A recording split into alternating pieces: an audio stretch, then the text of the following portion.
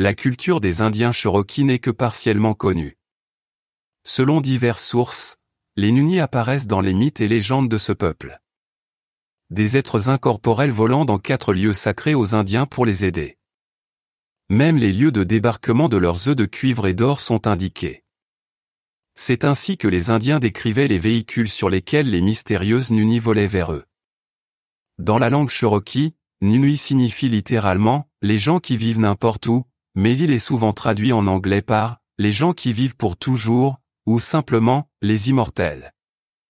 Les Cherokees croyaient que les Nuni étaient un type d'êtres humains surnaturels, complètement distincts des fantômes et des esprits de la nature, ainsi que des dieux.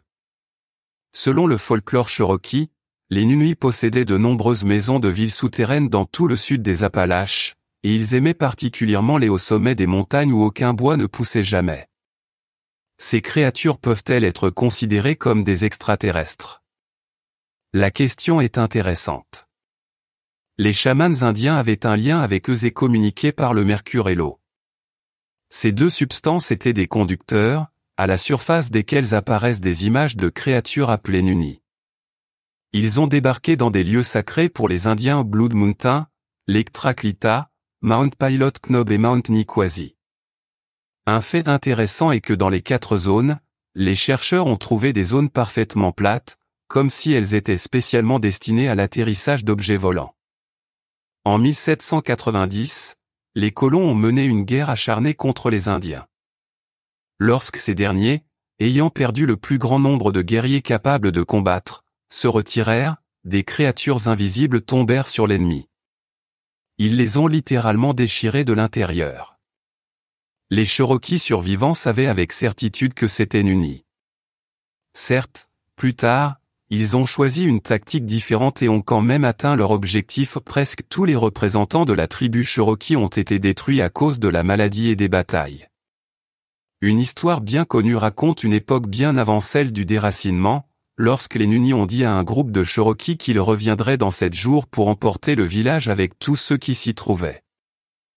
Les Nuni ont averti les gens de ne pas crier ni faire de bruit pendant que le village était emporté. Le 7e jour, il y eut un bruit de tonnerre qui devint de plus en plus fort à mesure qu'ils s'approchaient du village. Malgré l'avertissement des Nuni aux Cherokees de rester silencieux, certaines personnes ont eu peur et ont crié lorsque le sol a commencé à trembler alors que les Nuni soulevaient le village appelé Setsi. Les Nuni ont tout stabilisé et ont emporté la partie restante du village, avec les gens qui s'y trouvaient encore, jusqu'à une montagne appelée Lone Peak, où il a été changé en roche solide et les gens à l'intérieur sont devenus invisibles et immortels comme les Nuni. Après le déracinement en 1838, lorsque les Cherokees ont été forcés de quitter leur patrie et de se réinstaller dans l'Oklahoma, l'un de leurs plus grands regrets était d'avoir été forcés de laisser derrière eux pour toujours leurs proches qui étaient allés vivre avec les Nuni. Ces créatures avaient des dons. Les Nuni étaient capables de guérir par le toucher, et, dans les mythes Cherokee, il est indiqué qu'à ce moment-là, le corps du blessé ou du malade lévitait, et dans de rares cas se téléportait vers des idoles sacrées. On ne sait pas si les Nuni étaient des extraterrestres ou simplement des représentants d'une autre civilisation. Beaucoup pensent que les lieux sacrés où les appareils de ces créatures ont atterri ont été créés artificiellement. Les ethnologues qui se sont entretenus avec des représentants des Cherokees ont souligné qu'au début du XIXe siècle, les Indiens leur avaient montré l'une des maisons volantes Nuni. Cela ressemblait à une grande cabane Cherokee. De plus, ils ont souligné qu'ils avaient construit leur bâtiment spécifiquement pour ressembler aux bâtiments de leurs mentors et professeurs. Les Indiens associaient toutes leurs compétences et leurs réalisations culturelles aux Nuni. Ils ont tout appris de ces êtres incorporels. En raison de la relation étroite avec les Cherokees, des créatures supérieures leur ont été montrées sous forme matérielle. Certains des colons qui ont rencontré ces créatures au combat ont écrit sur les étranges alliés des Indiens. De plus, les ethnologues ont reflété dans leurs travaux cette étroite amitié entre les peuples et les représentants d'une autre civilisation.